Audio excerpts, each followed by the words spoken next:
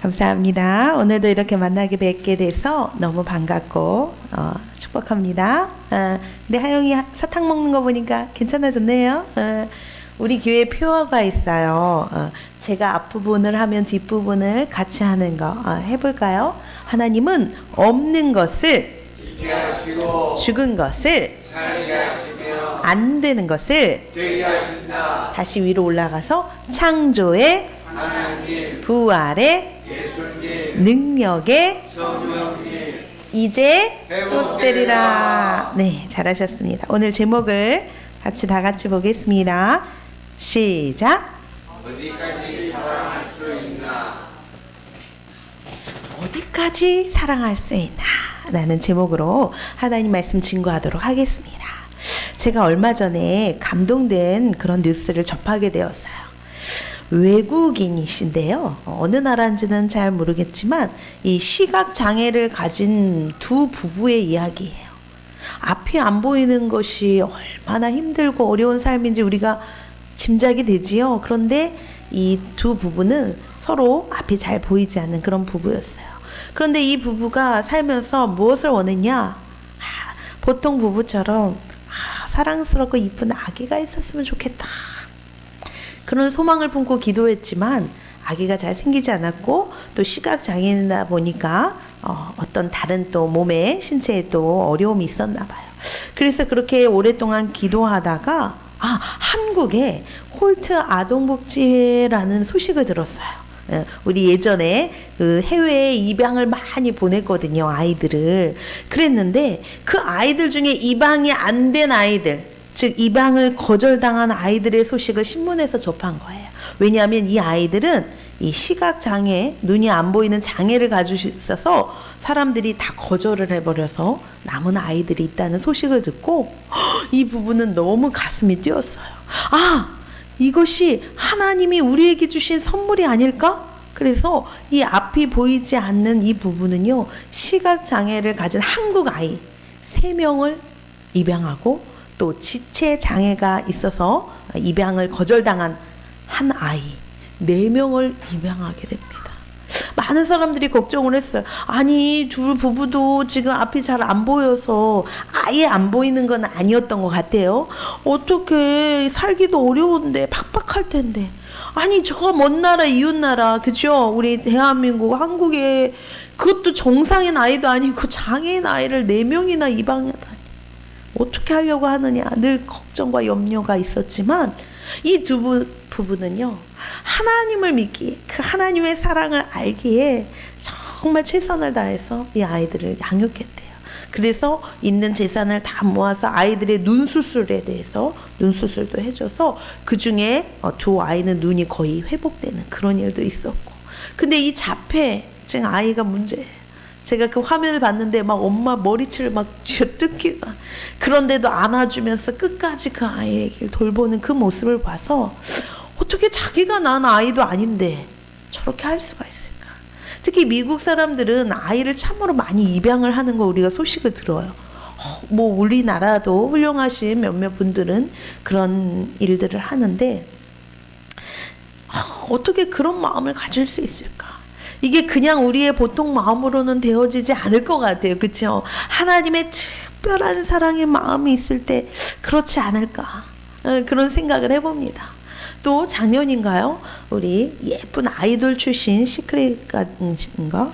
시크릿 무슨 그런 주주? 그거는 만화인데 어떤 거기 아이돌 출신인 송지은이라는 예쁜 아가씨가 박위라는 남자를 만나서 결혼을 했는데 하반신 마비 휠체어를 탄 청년을 만나서 아이돌 출신의 예쁘고 노래 잘하고 부족함이 없는 이 친구가 결혼을 한 소식이 유명하죠. 어떻게 저렇게 사랑할 수 있을까? 이 부부도 크리스천이에요. 하나님을 믿는 믿음으로 사는. 그런데 그런 장애를 크게 보는 것이 아니라 사람을 보고 하나님의 사람으로 서로가 대하는 모습을 통해서 이거 정말 찐사랑이다. 나도 과연 그럴 수 있을까? 참 망설여지는 그런 부분이 있어요. 그렇다면 우리가 아는 하나님의 사랑은 과연 어떤 사랑일까? 우리를 어디까지 사랑하실 수 있을까? 참 궁금하죠? 근데 사람은요, 누구나 다 사랑받기를 원하는 것 같아요. 이 중에, 나는 그런 거 필요 없어요. 사랑, 그런 거 절대 거절합니다. 라고 하시는 분 계신가요? 어쩌면 그런 얘기를 하는 것은 사랑에 대한 상처가 있기 때문일 거예요. 그렇죠? 사랑을 너무 받고 싶었지만 거기에 대한 거절, 또한 배신, 여러 가지 상처 때문에 이제는 마음의 문을 닫고 있는 분들이 그러더라고요. 그러나 우리는 사람은 누구나 사랑을 받기를 원합니다. 왜 그런지 아세요? 하나님이 우리를 만드실 때 이 안에 사랑받을 수 있는 공간을 비워두셨어요. 그래서 사랑을 못 받으면 우리는 너무 허전해요. 너무 공허함을 느끼고 때로는 너무 외로워. 누가 좀 나 좀 봐줬으면 좋겠다. 그래서 우리는 때로는 정상적이지 않은 방법으로 그 사랑을 메우려고 해요. 그래서 정상적인 관계가 아닌데도 누가 나를 바라봐주면 거기에 마음을 뺏기기도 하고, 때로는 세상적인 술이나 담배나 이런 것, 마약이나 이런 하지 말아야 아닌 건 알지만 그런 거에 마음을 뺏겨서 그 공허한 마음을 채우려고 해요. 그러나 이게 채워질까요? 어떤 사람은 돈을 많이 벌어서 채우려고 했다고 해요. 대표적인 사람이 우리가 잘 아는 JYP 박진영 씨입니다. 박진영 씨는 하나님을 엄청 지금은 너무 잘 믿고 수요일마다 주일마다 성경을 가르치고 자기 집에서 성경 모임을 가지면서 얼마나 열심히 전도를 하는지 여러분 모르셨죠? 유튜브 보시면 말씀의 유튜브 막 전도의 영상을 얼마나 올리는지 몰라. 근데 그 사람이, 멀쩡한 사람이 저렇게 부자이고 다 가진 사람이 왜 저럴까? 왜 그럴까? 왜 이렇게 미쳐버렸을까? 거의 그런 수준에까지 갔어. 왜 그럴까? 그 사람의 간증입니다.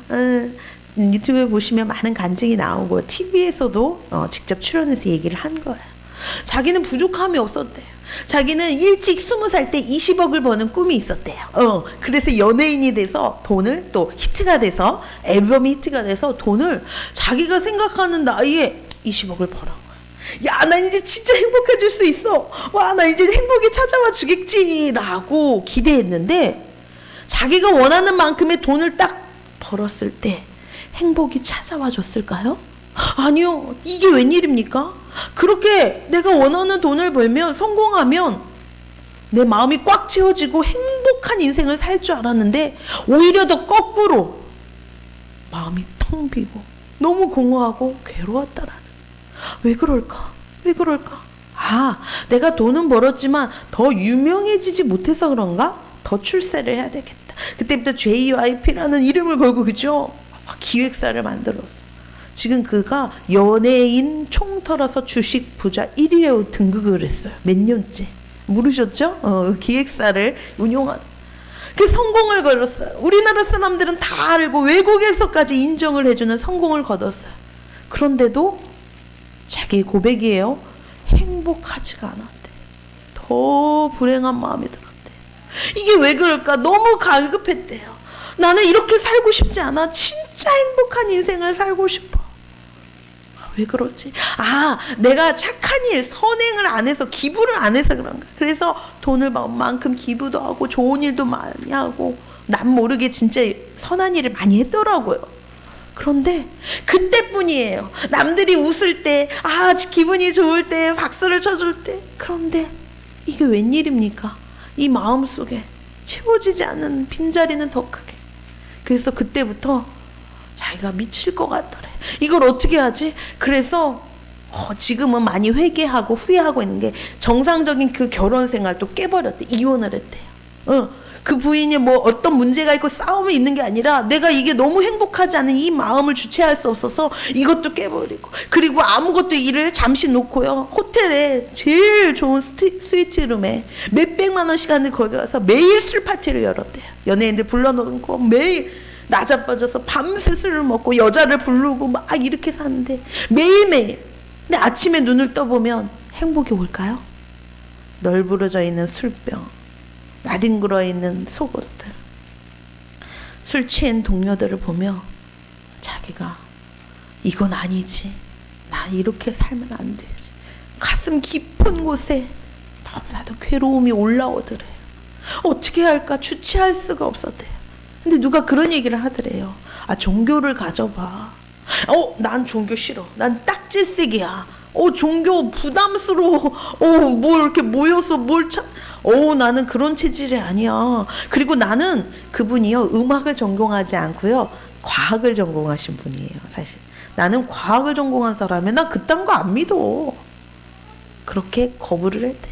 그런데 이 마음속에 채워지지 않는, 이 인간으로서 도저히 자기가 뭘 다 해도 채워지지 않는 이 빈자리를 찾기 위해, 그래, 내가 이렇게는 더 이상 도저히 살 수가 없다. 내가 어떻게 인간이 행복하진지 내가 찾아야지 라고 나섰대요. 그래서 서울국립박물관에 처박혀가지고 모든 책을 내가 공부해서 알게 해야지. 인간은 어떻게 만들어진 거야? 도대체 이건 어떻게 해서 채워지고 행복이 오는 거야? 머리가 좋으신 분이라 공부를, 우리하고 좀 달라요. 공부를 시작했대. 그런데 많은 책들을 끌어모았어요. 역사적인 책들, 유명한 책을 다 봤어요. 또 자기는 영어를 잘하니까 영어 서적, 해외 서적을 다 봤어요. 그랬더니 인간에 관해서, 인간이 어떻게 만들어졌고 어디서 왔고 누가 만들었고 어떻게 해야 하는지를 설명하는 책이 많지가 않았더래요. 뭐 인간의 사랑에 대한 이야기, 여러 가지 이야기는 많지만 인간 자체가 어떻게 만들어지고 어떻게 해야 되고 어디로 가고 이 어디서부터 시작이 됐는지를 얘기해주는 책이요, 추려봤더니 딱 한 권이 나오더래요. 그 책이 어디 책이에요? 바로 우리가 읽은 이 성경이었어. 자기는 근데 인정하고 싶지가 않았대. 하나님? 성경? 그런데 유일하게 인간에 대해서 얘기해. 여러분, 짧게 소개할게요. 인간이요, 우리 안에 세포가 몇 개 있는지 아세요? 세포.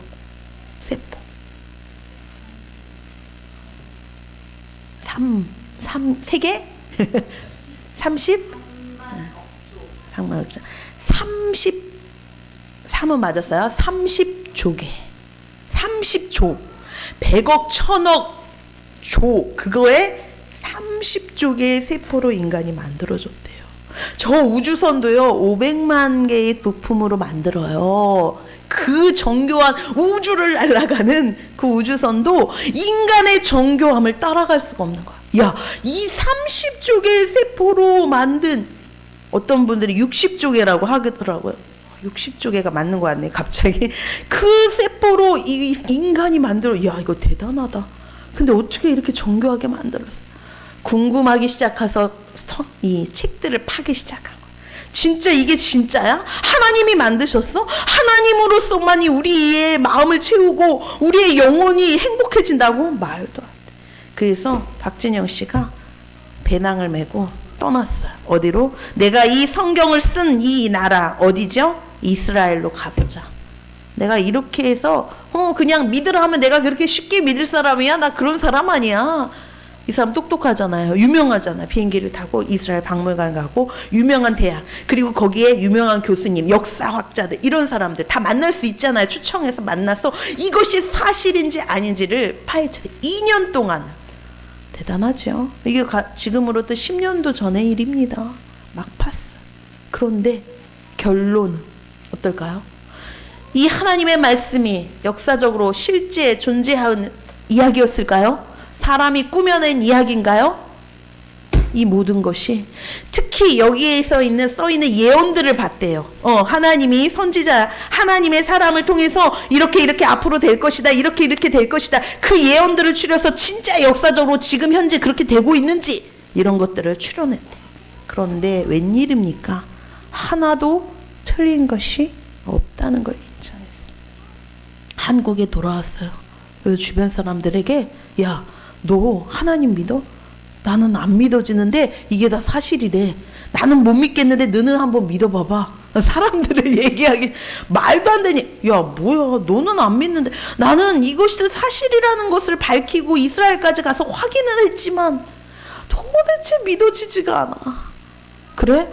근데 도대체 성경에 무슨 얘기인데 네가 한번 설명해봐 줘봐. 주변 사람들이 물어봤대요. 그래서 그래 앉아봐. 야, 하나님이 계시는데 그 아들 예수님이 계셔. 근데 그분을 우리의 죄를 위해서 그 하나님이 원래는 우리의 죄값을 치러 주시려고 죽으셔야 되는데 하나님은 몸이 없잖아. 인간이 아니잖아. 그래서 인간을 따로 죄가 없는 몸을 만드셔서 그게 하나님 자신인데 아들 하나님이라고 또 그렇게 말한다. 근데 그 아들 하나님이 이 땅에 오셔가지고 우리의 모든 인류의 죄, 해결할 수 없는 이 고통스러운 이 불행한 모든 이유를 모아가지고 자기가 죽어서 모든 죄값을 치러서 우리를 살려서, 그래서 그 사실을 믿는 사람은 다 하나님의 자녀가 돼서 이 땅에서 구원을 받고 행복한 인생을 살 수 있대. 근데 너 그거 믿어줘?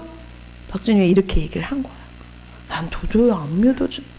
그런데 웬일입니까? 박진영이 그렇게 설명한 주변의 동료와 친구들이 다 눈물을 흘리고 있다는 거야. 너무 믿어진다는 거야. 자신은 그게 더 놀랬대요. 얘기한 나는 안 믿어지는데 왜 내 얘기를 듣는 사람들은 다 믿어지지? 그때부터 성경 공부 모임이 시작됐대요. 네가 성경을 가르쳐주면 너무 잘 이해가 되더라 하면서 그렇게 시작된 그 모임이 지금은 몇백 명 정도 모여. 텐트를 자기 집 앞에 천막을 치고 텐트를 치고 너무 많이 모여서 지금 이거를 분가를 해야 할 그런 지경이라고 합니다. 어쨌든 우리 이 마음속에, 그래서 이분은 당당하게 얘기하는 거예요. 그런데 그 후에 믿어졌을까요? 안 믿어졌을까요? 꽤 오랜 시간이 걸렸어요. 거의 10년이라는 시간이 걸렸는데 어느 날 말씀을 읽고 그 앞에 무릎을 꿇었대요. 아, 하나님 진짜 계시는군요. 그동안 내가 성경을 그렇게 연구하고 보고 기도했지만 믿어지지 않는 그 하나님은 정말 계시는군요. 내 남은 인생을 이제는 하나님 말씀을 전하고 전도에 모든 걸 걸겠습니다. 물론 내가 하는 이 연예인의 일이 있지만 이것 또한 하나님을 증거하는 도구로 삼겠습니다. 그 목적으로 지금 살고 있어요. 할렐루야. 놀랍지 않습니까? 진짜 하나님의 사랑은 어떠한 사랑이길래 이런 변화가 있는지 오늘 말씀을 통해서 우리도 살펴보기를 소망합니다. 네, 호세아 오늘은 3장 1절이죠. 같이 한번 볼까요? 1절 말씀을 한번 읽어보고 제가 설명해 드리겠습니다. 시작. 여호와께서 내게 이르시되 이스라엘 자손이 다른 신을 모시고 넘포도 바다를 즐길지라도 여호와가 그들을 사랑하나니 너는 또 가서 타인의 사랑을 받아 내가 된 그 여자를 사랑하라 하시기로. 여호와께서 내게 이르시되 말씀을 하셨다는 거예요. 여호와는 하나님의 이름을 여호와라고 해요. 들어보셨죠? 하나님이 내게 이르셨대. 이 나는 누굴까? 이 지금 호세아라는 성경을 쓴 사람, 자기의 이름을 책 이름으로 쓴 거예요. 호세아라는 사람이 있었어. 이 사람은 하나님의 사람, 하나님이 특별히 뽑아가지고 야, 너 하나님의 말씀을 전해라, 백성들에게 전해라, 믿지 않는 사람들에게 전해라, 이렇게 선택받은 사람을 선지자라고 하죠. 그렇게 특별히 선택받은 선지자였는데 뭐라고 하나님이 오늘 말씀하시냐면 이스라엘 자손이 이스라엘 하나님이 특별히 선택한 백성이라고 했지요. 그것을 오늘날 바로 하나님이 특별히 택하셔서 교회로 불러온 여러분들을 상징하는 거예요. 예수 믿는 사람들을 나를 상징한다고 생각하시면 됩니다. 그 이스라엘 자손한테 뭐라고 전하라고 하냐면 호세아한테 뭐라고 하냐면 야, 이스라엘 자손이 내 백성이 다른 신을 섬기고 있어. 하나님을 섬겨야 되는데 그 마음의 허전함과 공허함과 외로움을 다른 세상 것으로 지금 채우고 그러고 살고 있어. 그리고 건포도 과자, 웬 과자를 즐기죠? 어른들이 과자, 이 건포도 과자라는 거는요, 이방신, 다른 나라의 신을 섬길 때 거기 제사 드릴 때 제물을 바쳤던 것이 이 당시에 건포도 과자였거든. 제사 드릴 때 우리나라 말로 제사 음식 중에 그거를 즐길지라, 즉 하나님을 떠나서 다른 거에 마음을 두고 거기를 즐거워하면서 막 즐길지라도 하나님 여호와가 그들을 어떤다고요? 사랑한대. 나를 떠나고 나를 배신하고 있지만 나는 그들을 여전히 사랑해. 그러니까 너는 그들에게 가서 얘기해. 근데 얘기만 해도 이들이 들었어요, 안 들었어요? 안 들었죠. 이 호세아쯤 되면요, 백성들이 아주 하나님의 말씀을 무시하고요, 듣지 않고 귀를 다 막고 자기 마음대로 죄짓고 살아가는 그런 시대였거든요. 말로 해서 안 들어. 그랬더니 하나님이 어떤 특별한 조치를 취하셨냐? 몽둥이를 가져가라 이런 게 아니라, 그래 쟤네들이 아무리 내가 말을 하고 너가 말을 해도 듣지 않고 못 믿으니까 너가 보여줘. 네가 삶으로 보여줘. 하나님은 우리 특별히 주의 종에게 말만 하나님 말씀을 전하는 게 아니라 우리의 삶을 통해서 보여주기를 원하시거든요. 너가 보여줘. 뭘 보여주냐? 너는 가가지고 타인의 사랑을 받아. 타인이 뭐예요? 다른 남자, 다른 사람의 사랑을 받아 음녀가 된. 음녀가 뭐예요? 음란한 여자. 성적으로 문란한 여자를 얘기해요. 즉 성경의 음녀라는 것은 바로 창녀를 얘기해요. 그런 여자가 된 그 여자를 어떻게 하라고요? 사랑하래. 사랑해서 사랑하라. 아니 여러분, 이게 웬 청청과 극력 같은, 아니 나는 선지자 즉 목사님이면 뭔가 깨끗하고 순결하고 그죠? 조신한 여자를 원하지 않겠어요? 성경의 법도 그래요. 주의 종들 선지자 제사장은요 처녀하고 결혼하도록 법이 만들어졌어요, 하나님이. 그런데 이게 웬 말입니까? 아니 조금 행실이 불량한 것도 지금 그것도 못 봐줄 판인데 아예 창녀가 돼서 다른데 그렇게 몸을 빨고 있는 그 때 묻은 그 여자를 데리고 와서 사랑을 하래요. 여러분이 호세아라면 어떻게 하시겠어요? 그래 사랑하자. 사랑하자. 사랑이 안 되겠죠. 그런데 사랑하라는 것도 기가 막힌데 또 뭘 하라냐면, 우리가 읽진 않았지만 띄워주세요. 1장 2절에 데려와서 뭘 하라고요? 1장 2절을 처음에 뭐라고 말씀하신지 들어볼까요? 시작. 여호와께서 처음 호세아에게 말씀하실 때 여호와께서 호세아에게 이르시되 너는 가서 음란한 여자를 맞이하여 음란한 자식들을 낳아라. 이 나라가 여호와를 따라 크게 음란함이라 하시니. 여자를 그냥 사랑하는 것도 진짜 힘들어 죽겠는데 그 여자를 데려와서 뭐래요? 결혼을 해서 자식을 낳으래. 자식들이에요. 3명을 아니 하나님 이게 무슨 말입니까? 아니 나한테 왜 이러시는 거예요? 근데 그 이유가 있었어요. 왜? 이 나라 모든 사람들이 하나님을 떠나가지고 다른 신들을 섬기고 크게 음란하고 마음대로 방탕하게 사는 그것을 내가 알아서 너를 통해 내가 너의 인생과 결혼을 통해 할 말이 있었어. 그래. 되게 특별한 일이에요. 그렇죠? 저는 이 이야기를 듣고 야, 내가 만약에 호세였으면 어떨까?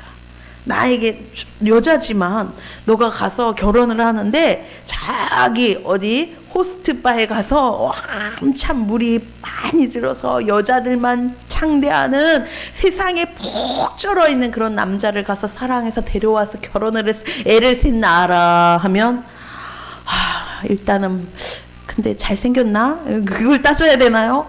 그런 남자를 맞이해서 제대로 마음 붙이고 살 수 있겠어요? 그죠? 불안하지 않겠어요? 이런 여자를 데려오면 내가 아무리 잘해줘도 마음 잡을 수 있을까? 그렇죠. 이게요. 우리 환경이라는 게 중요합니다. 그리고 사람은 습성이라는 게 중요하거든요. 성품 중요하죠. 우리가 결혼을 해봐서 알잖아요. 우리가 그 사람의 멋있고 외형보다 그 사람이 어떤 품성과 성격이 이거 되게 중요하잖아요. 근데 이런 사람 너무너무 불안하지 않아요? 근데 하나님이 자기가 이 백성 즉 하나님의 사람들을 얼마나 사랑한지를 보여주고 싶어서 이렇게 딴 남자의 정신 팔려 있는 그 여자를 데려와서 사랑해주라고 말씀하셔. 그게 누구의 마음이기에? 바로 하나님의 마음이기 때문에 그런 거예요. 하나님이 아무리 사랑해줘도 하나님의 사랑을 전혀 깨닫지 못하잖아. 알지도 못하잖아. 하나님 어디 있어? 이런 얘기를 하니까 이 호세아라는 한 사람을 통해서 하나님이 보여주시고 싶으신 거예요. 그래서 이런 어마어마한 일을 호세아한테 요구를 했어요. 그랬더니 호세아가 어때요? 어떻게 했을까요? 나 이거는 못합니다. 이럴 수는 없습니다. 내가 다른 건 다 해도 이건 안 되죠. 하나님 왜 그러세요? 라고 하지 않고 순종을 해요. 자, 하나님의 사람이 어려워요. 그죠? 순종을 해요. 자, 한번 2절을 볼게요. 그래서 어떻게 했을까요? 오늘 본문의 2절입니다. 내가 내 자신과 우리 한 호흡을 만들어 그를 사고. 자, 은 15개. 은이라는 거, 은전, 즉 당시의 돈을 얘기해요. 그 돈하고 보리 한 올, 보리 곡식이죠. 이 당시에는 곡식도 화폐가 됐어요. 예전에 우리가 쌀로도 뭘 바꾸고 막 이렇게 물물 교환을 했던 그런 옛날 시대이기 때문에. 근데 그래서 호세아가요, 그 여자를 찾으러 어딜 갔다고요? 나섰는데 사러 갔다는 거예요. 왜 사러 갔을까요? 여러분 그거 아세요? 창녀들은 거기에 포주에 잡혀 있는 거예요. 사실 빚이 있는 거예요. 그래서 내가 하고 싶어서 하는 사람도 있겠지만 어쩔 수 없이 운명적으로 거기에 빠져나올 수 없이 노예처럼 살아가는 사람이 너무 많습니다. 제가 가르쳐 드렸죠. 노예가 노예 일을 끝내기 위해서는 이 당시에는 어떤 법이 있었죠? 노예가 노예를 나는 싫어요, 나는 못해 이렇게 하면 노예가 안 되나요? 더 맞죠? 더 맞아야 돼. 노예가 노예 생활을 끝내려면 두 가지. 바로 첫 번째, 내 가족 중에 누가 와서 이 노예 값을 다 치러주면 내가 자유를 얻고 떠날 수가 있어. 또 두 번째, 극단적이지만 내가 죽으면 죽은 사람을 깨워서 노예시키지 않아요. 그런데 우리는 죽을 수 없잖아요. 우리를 죽일 수 없잖아요. 그래서 하나님이 값을 치르려고 우리를, 이 호세아를 보내셨다는 거예요.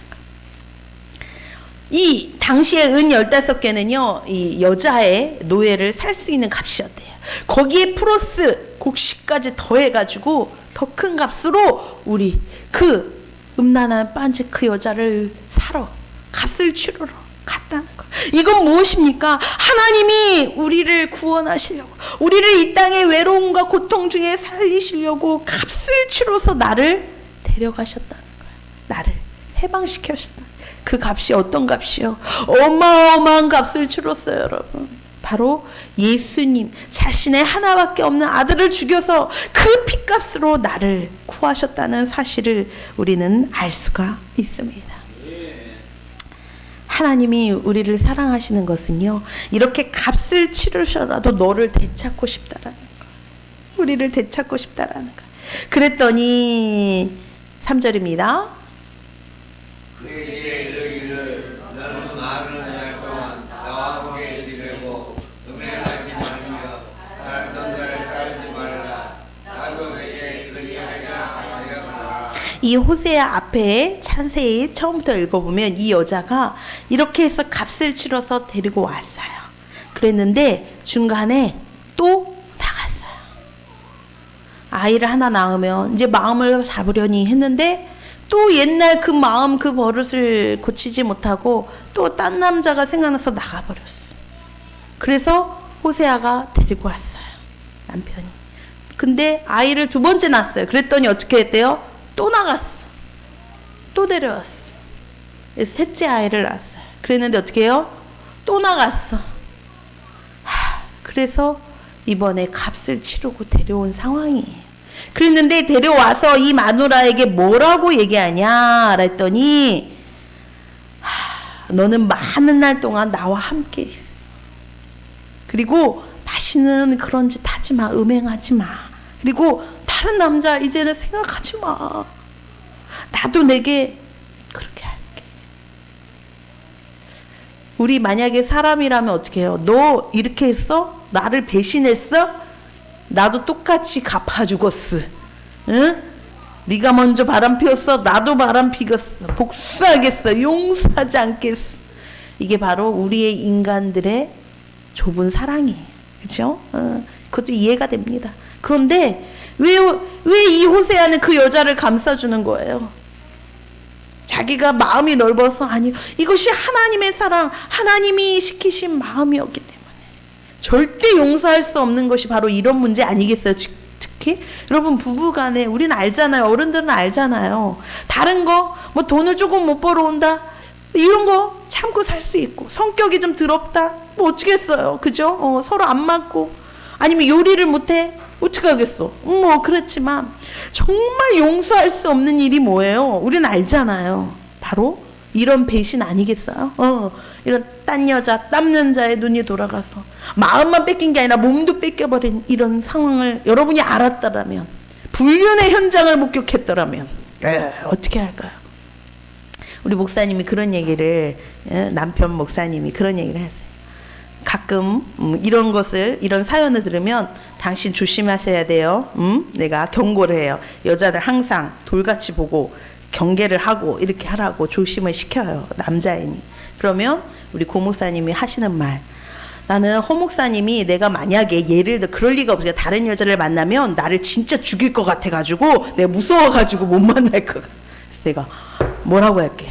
아예 설마 이렇게 어떻게 알았어요? 나는 내 성격 알지요. 나는 그거를 그냥 두고 볼 마음 다 죽입니다. 그러니까 조심하세요. 농담이죠. 목사가 어떻게 죽이겠어요. 근데 그만큼 끔찍하다는 거죠. 근데 요즘 제가 조금 마음이 많이 허전한 조금 속상한 게 있어요. 그냥 제가 늦둥이를 낳잖아요. 아기를 낳는데 너무 늦게 낳는데 이 우리 남편 눈에 이 아기가 천사로 보이나 봐. 아기니까. 아침에도 우리 하이 남자아이가 걔도 누둥이죠. 일어났는데 어떻게 해주셨어요? 어머 우리 애기 일어났어. 어이구 이렇게 해서 안아주는데 내 마음에 부럽다 이런 생각이 드는 거. 왜? 나한테는 그렇게 안 하거든요.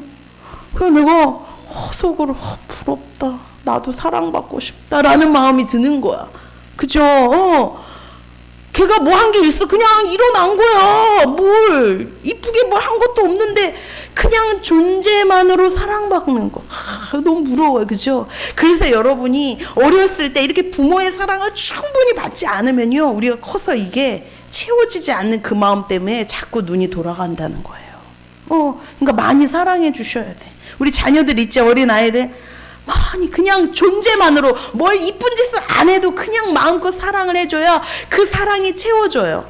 그래서 다른데 마음 눈 돌리거나 딴 짓을 안 한대. 근데 그게 안 채워져서 방황을 하는 거야. 인정받고 싶어, 사랑받고 싶어.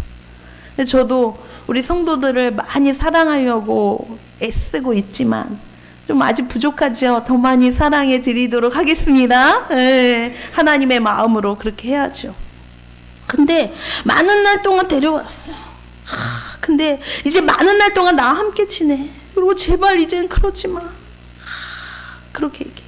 그리고 여기 원문에 보면요, 여기 생략된 게 뭐냐면, 나도 내게 그리하게 데려왔는데 함께 합방을 하지 않고 다른 옆방에 놨대요.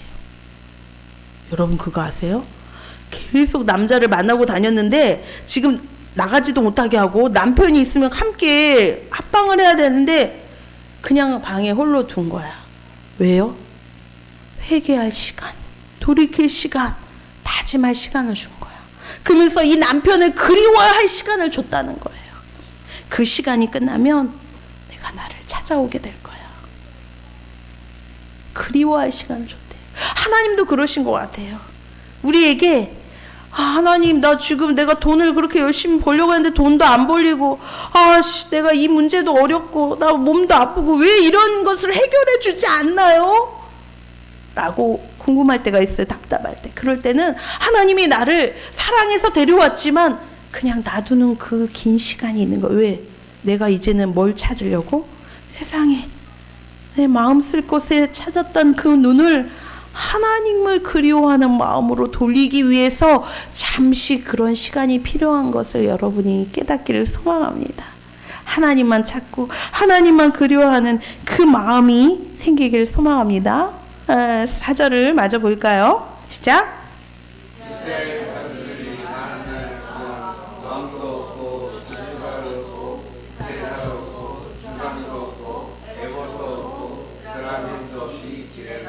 갑자기 이스라엘 자손 얘기로 넘어갔어요. 그쵸? 뭐냐? 하나님이 지금 호세아를 통해서 예언을 하신 거야. 앞으로 되어질 일이 이런 거야. 너가 지금 부인을 데려왔지만 그를 따로 놔두고 같이 있지는 않지. 이게 왜 그런 줄 알아? 앞으로 이스라엘 자손이 그런 많은 날 동안 왕도 없고 제사장, 지도자도 없고 제사도 없고 예배도, 그 당시에 또 주상 에봇, 드라빔, 이상한 단어들 있죠. 이것은 그들이 하나님의 뜻을 물을 때 이렇게 사용했던 도구들이에요. 그러니까 지금의 말로는 뭐라고 얘기하냐? 요즘 말로는 교회도 없고 예배도 못 가고 목사님도 없고 유튜브 뭐 이런 것도 없고 아무것도 없고. 그거 어떻게 하라는 거야? 아니 아무것도 없으면 어떻게 하나님을 어떻게 만나요? 오직 하나님의 약속의 말씀만 붙들고 하나님만 사모하는 그 시간의 때를 주신다는 거야. 여러분의 인생에도 뭐 없고 없는 것들이 있습니까? 저도 그래요. 뭐 다 가지진 않았어요. 없고 하는 그 인생 속에서는 하나님이 그 없는 것 중에 무엇을 보라? 더 하나님을 꽉 의지하고 하나님을 기대하고 소망하라는 마음을 주시고자 허락한 시간이라는 것을 믿기를 원합니다. 내가 없어. 난 그럼 이제 끝나나? 죽나? 아니요. 내가 없기에, 내가 부족하기에, 내가 연약하기에, 그러므로 완전하신 하나님을 더욱더 바라보기를 소망합니다. 그 마음을 주시려고 그랬던 것 같아요. 그러면서 마지막 5절입니다. 그 후에 이스라엘 자손이 돌아와서 그들의 하나님 여호와 그들의 왕 다윗을 찾고 마지막 날에는 여호와를 경외함으로 여호와와 그의 은총으로 나아가리라. 이렇게 없고 아니 내가 너무 불안하지 않아요? 초조하지 않겠어요? 우리를 어떻게 하라 이끌어주는 왕도 없고 지도자도 아무것도 없고 내 인생을 끌어주고 든든하게 뒷받침하는 아무것도 없는, 얼마나 불안해, 얼마나 두려워. 그런데 그때 하나님을 더 의지하면서 너가 너의 인생은 반드시 나에게 돌아오게 될 거야. 하나님은 확신을 갖고 있었어. 내 사랑하는 자녀는 나의 사랑을 깨닫고 결국 돌아오게 되어 있어. 그러면서 뭐라고 해요? 오늘 5절의 말씀에 그 후에 이스라엘 자손이 돌아와서 그들의 하나님 여호와 그들의 왕 다윗을 찾고 결국 누구에게 돌아온다고요? 하나님께로 돌아온대요. 하나님께. 여러분, 여러분의 인생이 공허한 인생입니까? 없는 인생입니까? 부족한 인생? 마음이 채워지지 않는 인생이에요? 하나님께 돌아오는 인생이 되기를 소망합니다. 결국 하나님이 그렇게 만드신다는 거야. 내 인생을, 환경을 그런 식으로 하나님께서 만들어서 하나님께 결국 하나님을 찾게 하신다는 거야. 여기서 보면 그들의 왕 다윗을 찾고, 여기 호세의 시대에 다윗 왕은 없었거든요. 이미 죽은 왕인데 웬 다윗 왕이에요? 다윗 왕은 상징적인 거야. 즉 다윗의 자손 예수 그리스도를 상징하는 거야.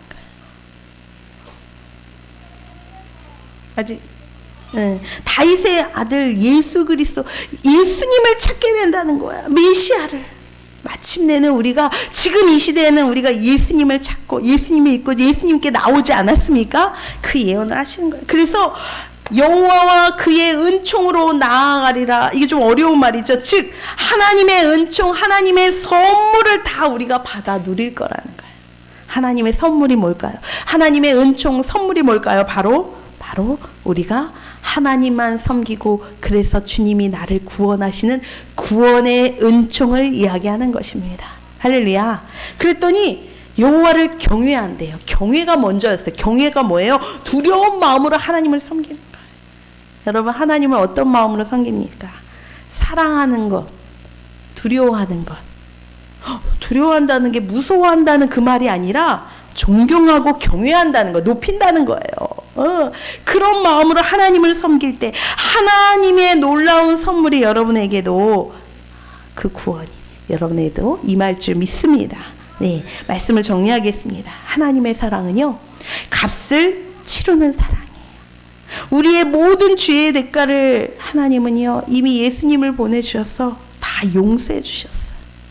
그런데 우리의 사랑은 용서보다는 뭐예요? 복수하는 걸 좋아해. 어떤 회복을 하려고 하는 것보다는 끝장을 내고 싶어해. 배신과 배반과 상처, 음란, 이런 사랑을, 하나님을 외면해도 하나님은 그런 우리를 끝까지 놓지 않으신다는 걸 기억하기를 소망합니다. 그럼요. 이것이 하나님의 사랑이에요. 오늘도 우리에게 말씀하십니다.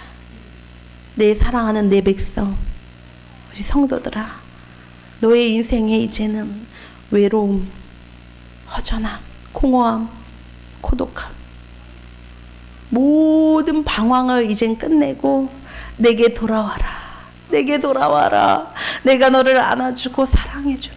내가 최고로 좋은 것을 주마. 너에게 천국을 주고 예수님을 주고 성령을 주고 죄의 용서함을 주고 평안함을 주노라. 오늘도 주님은 말씀하고 있습니다. 이 주님의 초청에 오늘도 응답하며 마음을 활짝 열고 주님을 맞이하는 저와 여러분 되기를 소망합니다. 아멘. 네. 이 시간에는 우리가 오늘 새로 오신 자매님이죠. 김지연 자매님을 우리 환영하고 축하하며 제가 저희 교회에서 준비한 작은 선물을 드리는 시간을 가도록 하겠습니다.